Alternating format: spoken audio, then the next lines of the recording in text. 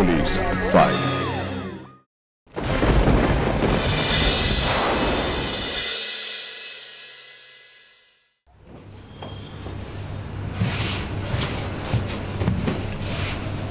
কই দেখি,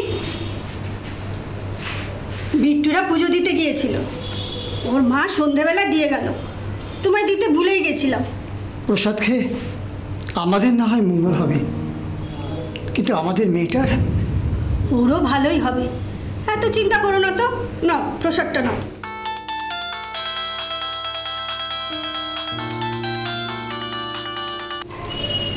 hello hello,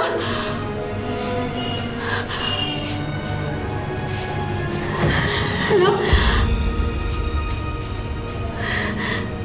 কি গো, কি হয়েছে? কে ফোন করেছিল? আরে চুপ করে আছো কেন? কথা বলো, কে ফোন করেছিল? আরে বাবা চুপ করে আছো কেন? কে ফোন করেছিল বলো।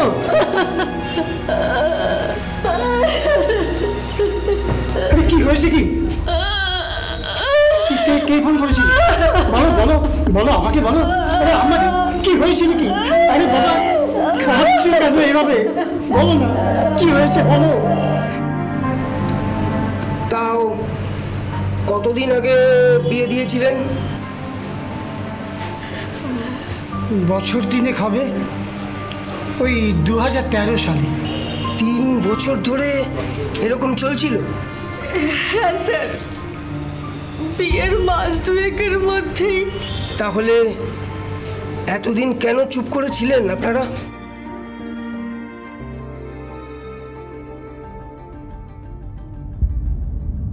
চুপ করে তো ছিলাম স্যার, ভেবেছিলাম বাড়ির বউ মানে বাড়ির লক্ষ্মী, একবার যখন ঘরে তুলেই ফেলেছি তখন যেমনই হোক সিংহাসনে বসিয়ে রাখবো।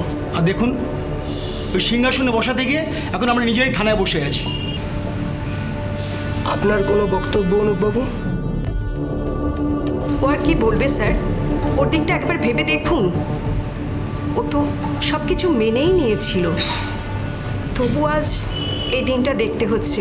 ওকে খুব ভালোবাসতাম স্যার, সব কিছু মেনে নিয়েছিলাম, তবু কেন যে এমন করলো? দুপক্ষের এরকম বক্তব্য শুনে আপনারা নিশ্চয়ই অবাক হয়ে গেলেন। আজকের পুলিশ ফাইলসের এই পর্বে আমরা এর জট খোলার চেষ্টা করব। তার আগে চলুন দেখে আসি এই গল্পের শুরুটা কোথায় হয়েছিল।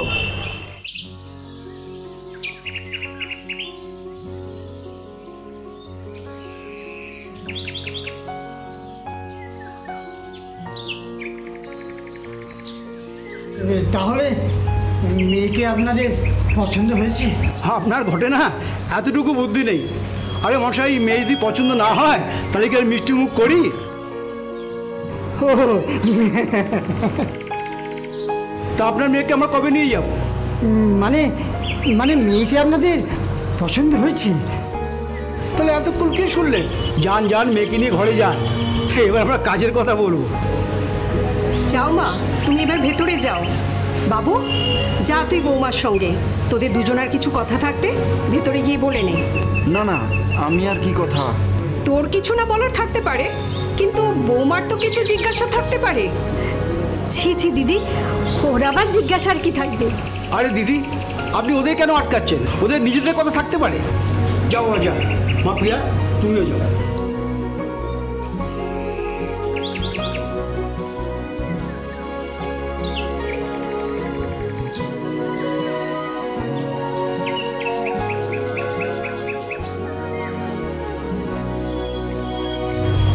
দুজনকে কি সুন্দর মানিয়েছে না? তাহলে আসল কথা আসে যাক, মানে কাজের কথা বলি। এরপর বিয়ে ঠিক করতে আমার পরিবারের লোকরা আসবে। আমাদের একান্নবর্তী ফ্যামিলি তো, তাই ওই দিন অনেক লোকজন আসবে। তা আপনাদের কোনো অসুবিধা নেই তো? ছি ছি, কি যে বলেন। কাজের কথা কি যেন বলছিলেন? দেখুন, আপনার বাড়ি মেয়ে আমাদের বাড়িতে মেয়ে হিসেবেই থাকবে, আর আমাদের বড় পরিবার তো অনেক ভালোবাসা পাবে। হ্যাঁ, আমরা তো এমনই একটা পরিবার চেয়েছিলাম। হ্যাঁ, আমরাও তো ঠিক এইরকমই একটা লক্ষ্মীমন্ত্র মেয়ে চেয়েছিলাম। দেখুন, এর আগে কটা আমরা মেয়ে দেখেছি, তারা আমাদের মোটা যৌতুক দিতে চেয়েছিল, কিন্তু ফ্যামিলি বা মেয়ে আমাদের কোনোটাই পছন্দ হয়নি, তাই আমরা এগোইনি। তবে হ্যাঁ, আপনাদের ফ্যামিলির কোনো তুলনা হয় না। হ্যাঁ, আমরা খোঁজখবর নিয়ে দেখেছি আপনাদের ফ্যামিলি সম্পর্কে কোনো কটূক্তি নেই কারোর। হ্যাঁ, আমাদের ছেলেরও এমন ভাগ্য যে আপনার পরিবারের জামাই হবে। না না না না, কি যে বলেন। আচ্ছা, যেটা আসল বিষয়, দেখুন আমরা আগে অনেক জায়গায় দেখেছি তারা আমাদের অনেক কিছু পণ দিতে চেয়েছিল। আমরা সেভাবে কোনো দাবি করিনি। হ্যাঁ, আপনাদের আমি দাবি করছি না, তবে আপনারা যদি ভালোবেসে আপনাদের জামাইকে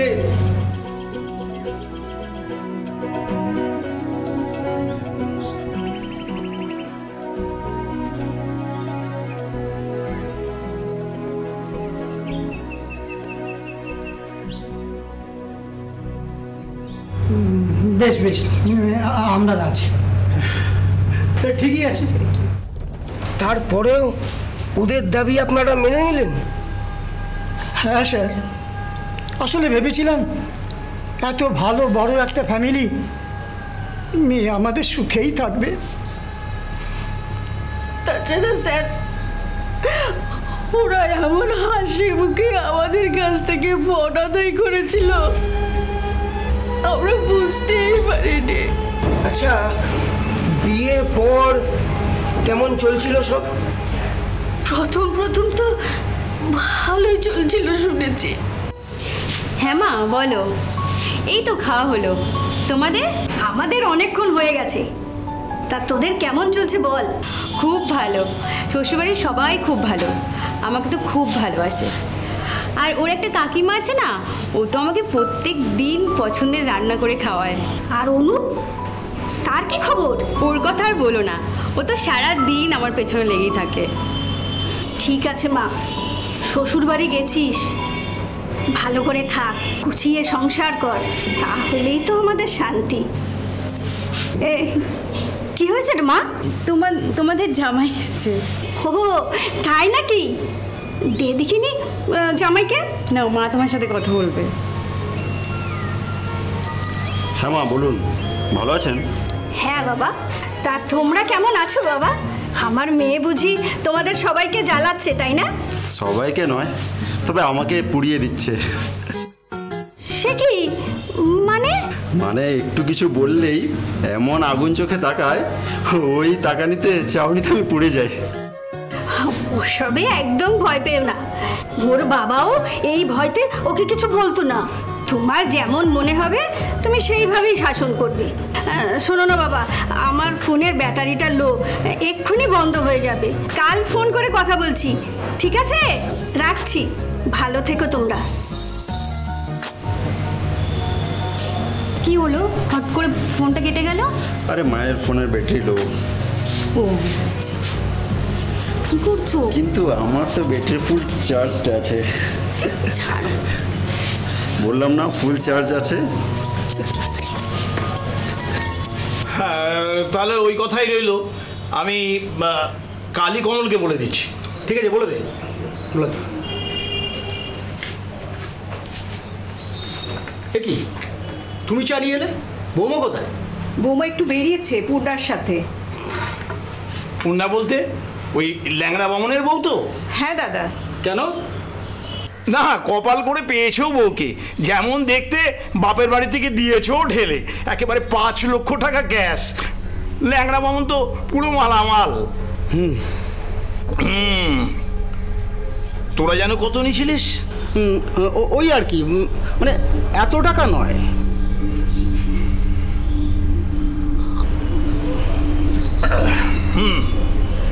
ঠিক আছে, চল আজ উঠি।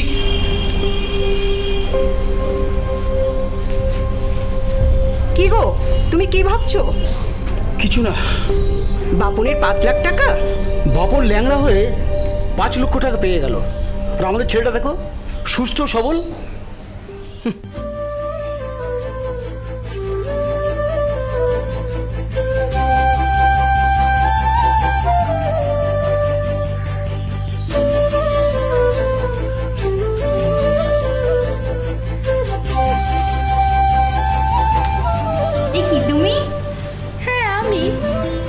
এসে কিছু ভুল করলাম নাকি? চমকে গেলে কেন এভাবে? না না, আসলে কোনো সারা শব্দ নেই তো, হঠাৎ এসে হাত দিলে তাই। এতে চমকানোর কি আছে?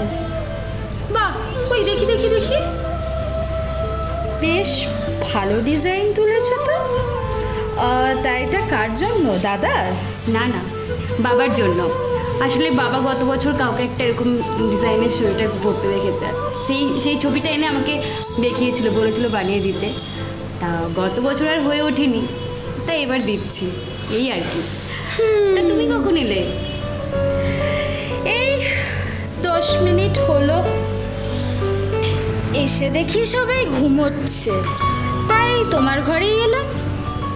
তা কদিনের সফর? দেখি কতদিন থাকা যায়, অবশ্য তুমি যদি থাকতে দাও। এখন তো এই বাড়ির প্রত্যেক কটা ঘরের চাবি তোমার আঁচলে। কি যে বলো না, এটা তো তোমারই বাড়ি।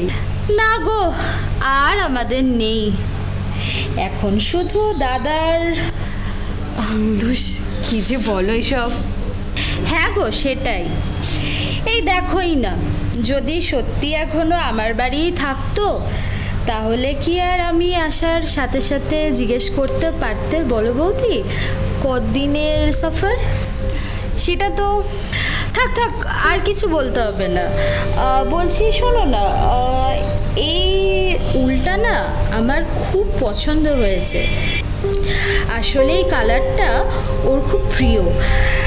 আমি এটা ওর জন্য নিয়ে নেব। তুমি নয় তোমার বাবাকে তো আরেকটা বুনে দিতে পারবে।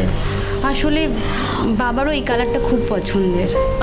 চিন্তা করো না, উল আর যা যা খরচা হবে আমি সব দিয়ে দেব, কেমন? স্যার, ওর ননদ বুলটি মাঝে মাঝে অনেক দিন ওখানে গিয়ে থাকতো, ও কিন্তু কম যায় না। এই ছক্কা ছক্কা ছক্কা ছক্কা চার, আহা ছক্কা চার বাবু, ছক্কা চারে তোকে কাটা। দাঁড়াও, পাঁচ। ওয়েট করো, আমিও তোমায় ছাড়বো না, এর প্রতিশোধ নেবো। আচ্ছা, ছক্কা। হ্যাঁ, এখন তো মায়ের সাথেও প্রতিশোধ নিবি, বৌদি এসে গেছে না, এখন মার কে? বুলটি, তুমি যে কোন কথায় কি বলো না। ওই দেখো, আমি তো আমার দাদার সাথে কথা বলছিলাম, তুমি উত্তর দিলে কেন? আর দাদা, তোর সাথে কি এখন আর আমি তাহলে মজাও করতে পারবো না, তাই তো? তোর বউয়ের পারমিশন নিতে হবে। সে কি, তা আমি কখন বললাম? আমি তো মজার ছলেই। তোমার কি কিছু হয়েছে? এত মাথা গরম করছো যে? বাহ দাদা, তুই চুপ করে দেখছিস তোর বউ আমাকে উল্টো পাল্টা বলছে। কি উল্টো পাল্টা বললাম আমি? তুমি আমাকে জড়িয়ে ঠাট্টা করছিলে, তাই। ঠাট্টা তো আমি আমার দাদার সাথে করছিলাম, সে তো কিছু বলার আগেই তুমি উত্তর দিয়ে দিলে। এত বছরে আমার আর আমার দাদার মাঝখানে কেউ কখনো কোনোদিনও কথা বলেনি। কি এমন বললাম আমি? তোমার মনে হচ্ছে তুমি আমাকে কিছু বলনি, কিন্তু ওটাই আমার কাছে অনেক কিছু। আর এই যে দাদা, তোর শ্বশুর বাড়ির লোক তোকে ক টাকা দিয়ে কিনেছে রে? ওই তো দিয়েছে দুটো ফুটো করি। তার জন্য তোর বউয়ের দেমাগ এত সহ্য করতে হবে আমার? থাকবো না আমি এই বাড়িতে।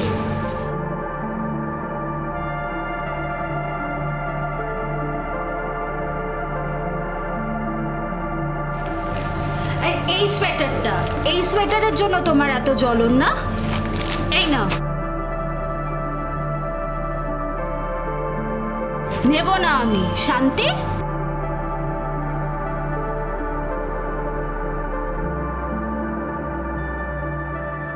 না না স্যার, এরকম কোনো ব্যাপারই ছিল না। বুলটির সাথে তো বৌমার খুব ভালো সম্পর্ক ছিল, বুলটি বৌমাকে খুব ভালোবাসতো।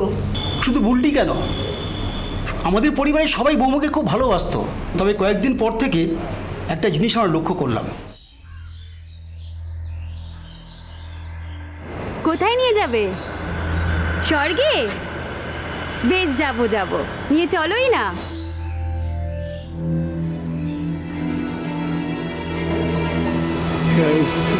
কার সাথে কথা বলছিল?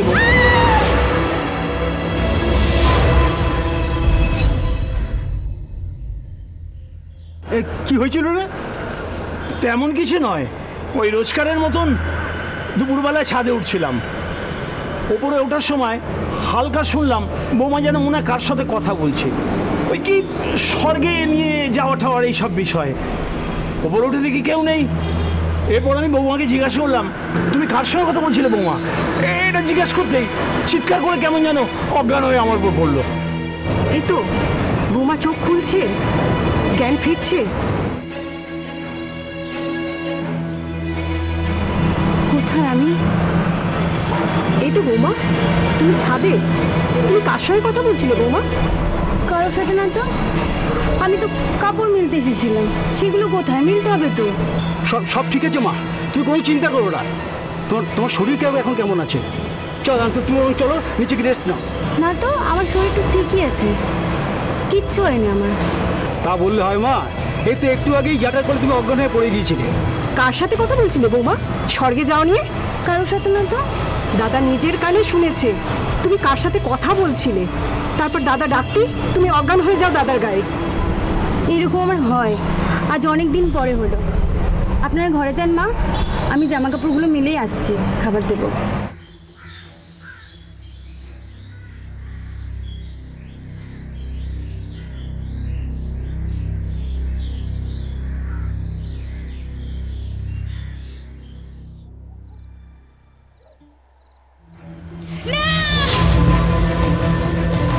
কি হয়েছে? চিৎকার করছো কেন? ওরা ওরা আমাকে নিতে আসছে। কারা? ওরা বাজে স্বপ্ন দেখেছো, চলো তুমিও বলো। দরজা আওয়াজ হচ্ছে, ওরা আমাকে নিয়ে যাবে। তুমি যেও না দরজা খুলতে। না না, একদমই নয় স্যার, আমাদের মেয়ের এমন কোনোদিন কিছু হতো না। মিথ্যে কথা, সব মিথ্যে কথা। আসলে আসলে ওরা সব গুলিয়ে দিতে চাইছে। স্যার, ওনারা সব বড় বাড়ির মানুষ, এখন মিথ্যে প্রমাণ দেখিয়ে সাক্ষী জোগাড় করে অনেক অনেক মিথ্যে কথা বলবে। একটু হাত জোর করে অনুরোধ করছি স্যার, ওদের কথা একদম বিশ্বাস করবেন না, একদম। আমাদের কথা বিশ্বাস করতে হবে না স্যার, আপনি একবার আমাদের পাড়ায় চলুন, লোকজনের সঙ্গে কথাবার্তা বলুন, দেখবেন আমরা কেমন ফ্যামিলি। একটা কথা জানেন কি অনুপ বাবু?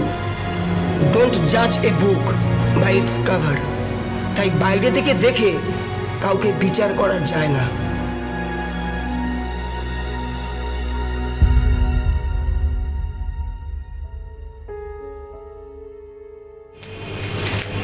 এই দেখো, বাবা তোমার জন্য পাঞ্জাবিটা পাঠিয়েছে। কি হয়েছে, দেখলে না পাঞ্জাবিটা? পরে দেখবো। কি হয়েছে তোমার বলো তো? কদিন ধরেই দেখছি আমার সাথে ভালো করে কথা বলছো না, রাতে বাড়িতে এসে ঘুমিয়ে পড়ছো। কিছু না। কিছু না বললে শুনবো না, বলতেই হবে। শুনে কি করবে? সমস্যা মিটিয়ে দেবে? পারলে দেবো। টাকার সমস্যা। মানে খুব টাকার দরকার। একটা বিশেষ কারণে বাবার আর আমার জমানো যা টাকা ছিল সব শেষ হয়ে গেছে। এখন আরও টাকা ব্যবস্থা না করতে পারলে খুব বিপদে পড়বো। কেন জিজ্ঞাসা করো না, বলতে পারবো না, এমনকি মাও জানে না। কেন? বললাম না, বলতে পারবো না। সমস্যাটা মিটুক, তারপরে আমি আর বাবা সব খুলে বলবো সবাইকে। কত টাকা লাগবে? পরশুর মধ্যে 1 লক্ষ টাকা। আচ্ছা, বিয়ের গয়নাগুলো বিক্রি বা বন্ধক দিয়ে টাকা জোগাড় করা যায় না? ওই গয়নায় হাত দেবো না। কেন? এখন ওগুলো নাও, পরে আবার ওই ডিজাইনেরই বানিয়ে দিও। বললাম না, ওই গয়না হাত দেবো না। তুমি তোমার বাবাকে বললে টাকাগুলো ব্যবস্থা করে দেবে না? বাবা? বাবা কোথা থেকে এত টাকা দেবে একদিনে? বলো না, ওনার কাছে থাকলেও তো থাকতে পারে টাকাগুলো। না, বাবার কাছে নেই। সে তো তুমি বলছো, ওনার কাছে টাকা থাকলে তো থাকতে পারে। শোনো, কাল তুমি বাবার বাড়ি যাও, বাবাকে বলে টাকাগুলো অ্যারেঞ্জ করো। পরশু আমি সকাল সকাল যাচ্ছি, তোমাকে নিয়ে আসবো। কিন্তু প্লিজ শোনা, একবার বাবাকে বলে দেখো, নাহলে খুব আমরা বিপদে পড়বো, খুব বিপদে পড়বো। একবার বলে দেখো বাবাকে, প্লিজ।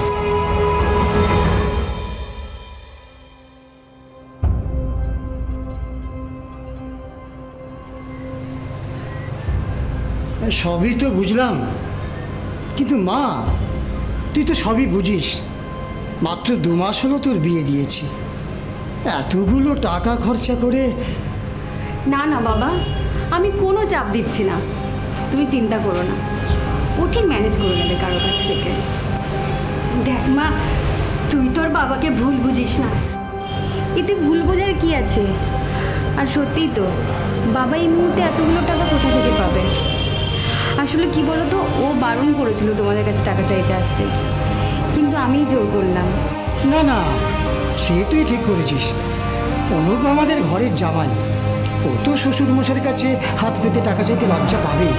কিন্তু মা, তুই তো ঘরের মেয়ে, ভবিষ্যতে তুই যেন কোনো সংকোচ করিস না। কিন্তু মারে, এইবারের মতো তোর বাবাকে ক্ষমা করে দে। এইবারটা আমি কিছু করতে পারছি না। বাবা বারবার এভাবে বললে কিন্তু আমারই খারাপ লাগছে। ও বলতে ভুলে গেছি, ও একেবারে কাল আসবে, ভোরেই আমাকে নিয়ে যাবে। কেন এত তাড়াহুড়ো করে এসে আবার চলে যাবে কেন? ওর একটু কাজ আছে তো তাই। ও ঠিক আছে, তোমরা কথা বলো, আমি একটু ভেতরে যাই।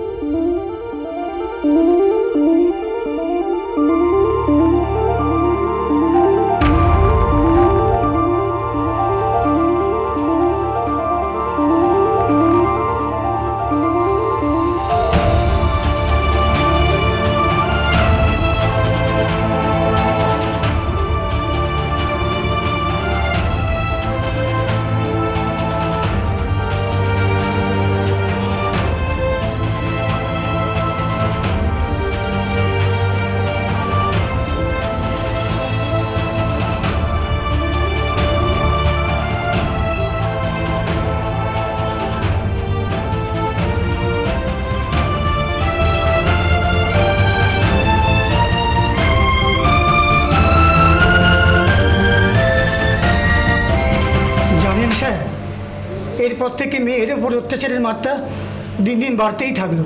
আচ্ছা, প্রিয়া দেবী আপনাদেরকে কিছু বলেননি? প্রথম কিছু বলেনি, তারপর অত্যাচারের মাত্রা যখন সীমা ছাড়ালো তখন জানিয়েছিল। তো আপনারা তখন কি করেছিলেন? কি আর করব, টাকা তো দিতে পারিনি।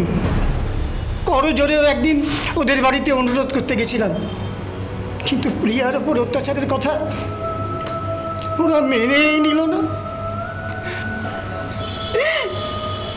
স্যার, মেয়েকে বলেছিলাম একটু মানিয়ে গুছিয়ে চলতে। বাহ, মেয়ের ওপর অত্যাচার হচ্ছে শুনেও আপনারা মেয়েকে বলেছিলেন মানিয়ে গুছিয়ে চলার জন্য? তাহলে আর কি করতাম স্যার, গরিব ঘরে জন্মালে এইটুকু তো সহ্য করতেই হবে। তাছাড়া বিয়ের পর মেয়েকে বাপের বাড়ি এনে রাখলে লোকজন কি বলবে? সেই ভালো, এটাই সব থেকে ঠিক। এখন আর কারোর জন্য কাউকে উত্তর দিতে হবে না, কি তাই তো?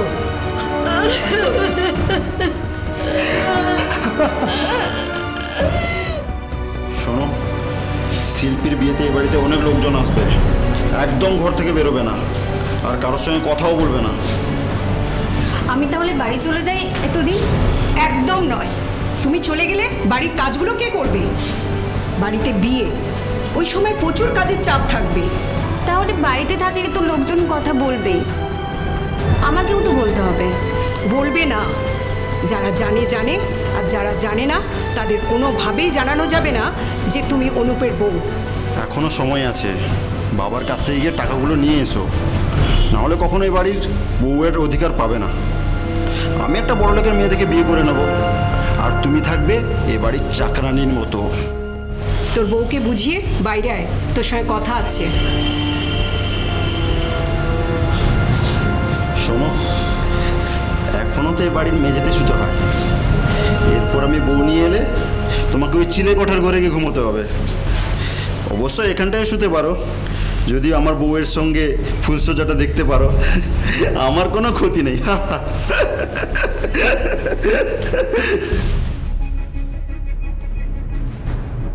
একদম না স্যার, ওরা সম্পূর্ণ মিথ্যা কথা বলছে। ওদের মেয়ে পাগল ছিল, বিয়ের আগে কিছু না জানিয়ে ওদের পাগল মেয়েকে আমাদের ছেলের গলায় ঝুলিয়ে দিয়েছে স্যার। ওইভাবে কেন বলছো?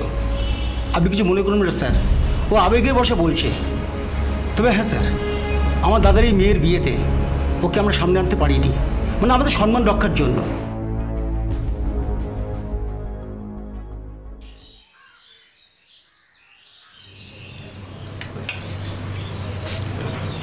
কি তোমরা বসবে না? হ্যাঁ বৌমা, মাছটা একটু নিয়ে এসো তো।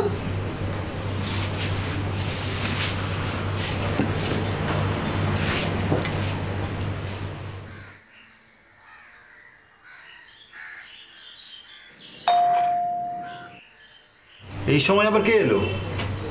ঠিক আছে, আমি দেখছি।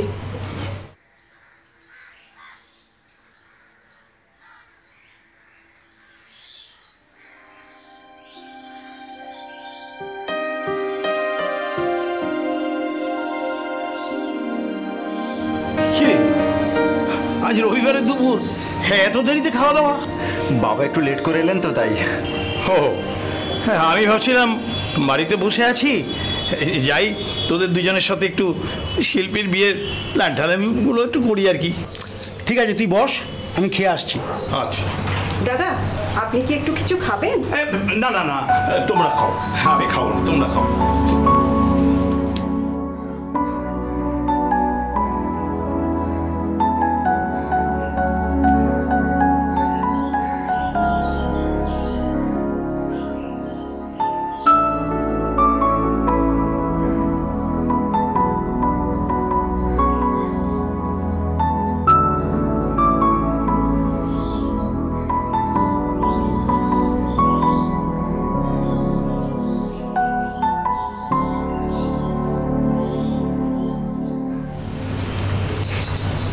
কি বৌমা, তুমি সবাইকে মাছ দিলে, তোমার মাছ কোথায়?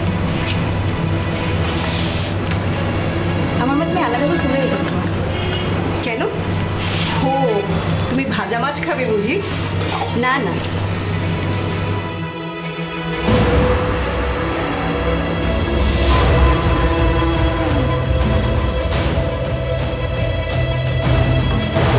কি তুমি কাঁচা মাছ খাচ্ছ?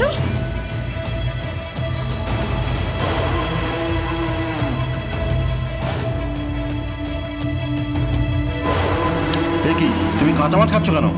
আমার তো কাঁচা মাছ খেতেই বেশি ভালো লাগে। তোমরা খাও না, আমি শুরু করি।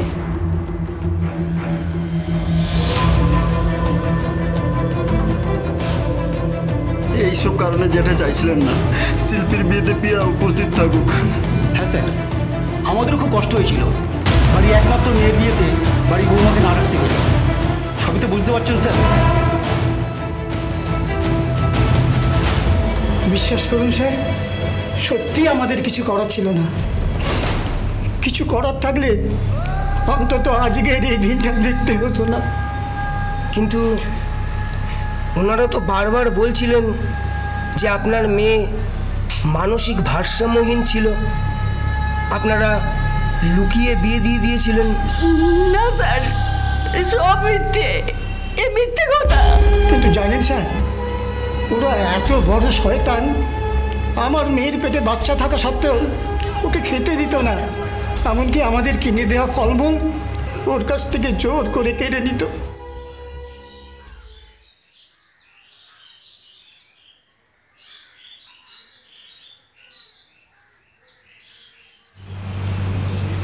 কি দুপুরবেলা সবাইকে লুকিয়ে একা একা ফল খাচ্ছ? বাবা দিয়ে গেল। অমনি যেই আমি মুখে ঢোকাতে যাচ্ছি ফলটা বাবা দিয়ে গেল। না না, তুমি খাও না, খাও।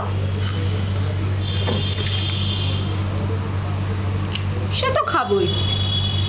তুমি আমার বাবা দাদার অন্ন ধ্বংস করবে আর আমি তোমার বাপের টাকায় ফল খাবো না?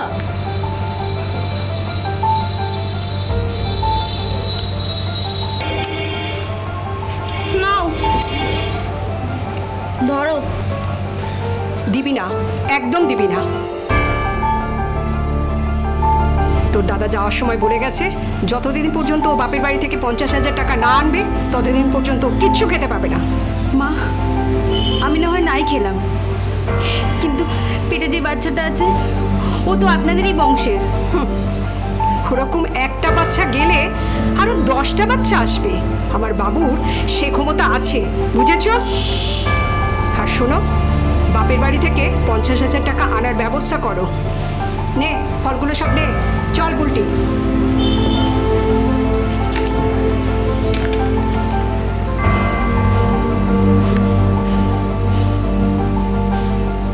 হ্যাঁ শোনো, আমি দুপুরে স্নানের সময় কিছু জামা কাপড় বাথরুমে ছেড়ে রেখে এসেছি, সেগুলো তুমি ভালো করে কেচে ছাদে মেলে দাও গিয়ে। এখনো ঘন্টা দুয়েক চড়া রোদ থাকবে, তার মধ্যেই জামা কাপড়গুলো শুকিয়ে যাবে।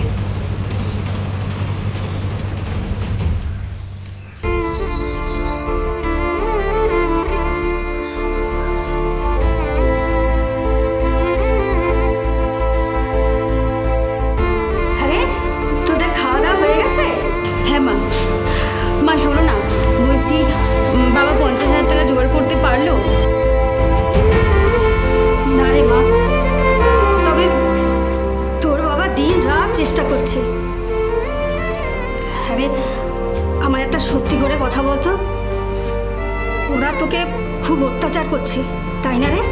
আর কটা দিন সহ্য কর মা, তোর পেটেরটা বাইরে এলেই সব জ্বালা যন্ত্রণা লাঘব হয়ে যাবে। ও আসবে না মা। বাবা যদি 50,000 টাকা জোগাড় করতে না পারে তাহলে ও আসবে না। কাকে ফোন করছিলি? বাপকে? বাপের বাড়ি থেকে টাকা আনতে পারিস না, শ্বশুর বাড়ির নামে বদনাম করিস? কোনো বদনাম করিনি আবু, তোমরা যে ব্যবহারটা করছো না তাতে পেটের বাচ্চাটাকে কোনোভাবেই বাঁচাতে পারবো না। আর ওর যদি কিছু হয় আমি তোমাদের নামে থানায় কেস করবো। থানায় কেস করবি? থানায়? হ্যাঁ চল, তোকে আমি থানা দেখাচ্ছি। চল থানা দেখাচ্ছিস? হ্যাঁ এইখানে তো মেরে দেবো। থানা দেখাচ্ছিস? সব মিথ্যে কথা স্যার। আমাদের পরিবার বড় পরিবার, আর আমরা তো সব জেনে শুনে টাকা দিয়ে নিয়ে এসেছি। আমরা তাহলে জোর করে টাকা চাবো বলুন তো? তাহলে প্রিয়া দেবী আত্মহত্যা করলেন কেন? সেটাই তো বুঝতে পারছি না স্যার। অবশ্যই স্যার, আপনাকে আমি বললাম না যে বৌমা কখন কী করে তার কোনো ঠিক নেই। মাঝে মধ্যে স্যার ও বলতো কে নাকি ঘুরে বেড়াচ্ছে। এই তো সেদিন আমি যখন ঘুমাচ্ছিলাম রাত 1:30টার সময় হঠাৎ বৌমা বসার ঘর থেকে চিৎকার করে উঠলো। 1 ঘন্টা ধরে আমার মাথায় হাত বুলিয়ে দিয়ে ঘুম পাড়িয়ে দিল স্যার। তখনও বুঝতে পারিনি কি করতে যাচ্ছে।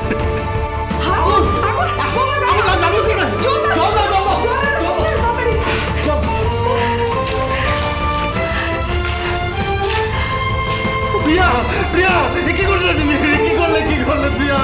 আমি বাঁচাবো কি করে বাঁচাবো? প্রিয়া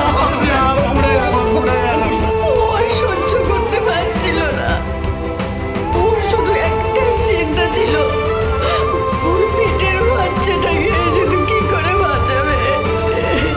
বাচ্চাটাকে বাঁচাতে পারবে না, আর তো এই দুঃখেই এরকম একটা সিদ্ধান্ত নিয়েছি।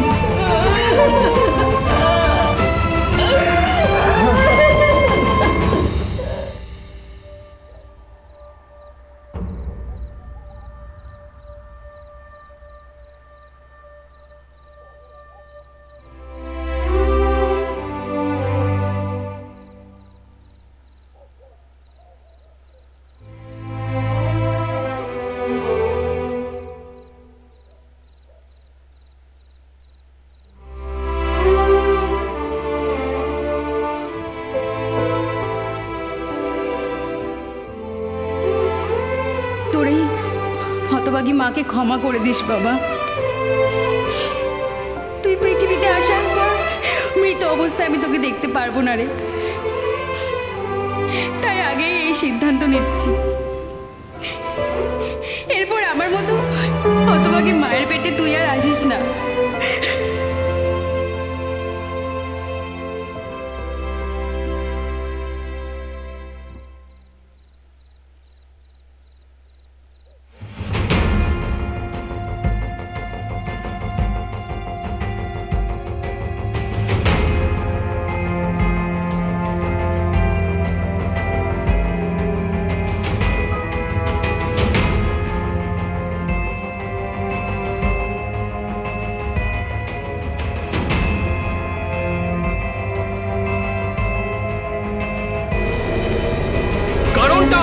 দেখলেও প্রিয়ার বাবা মায়ের অভিযোগ এবং অনুপ ও তার পরিবারের বয়ানের ভিত্তিতে এটা পরিষ্কার যে প্রিয়া সেদিন আত্মহত্যা করেছিল।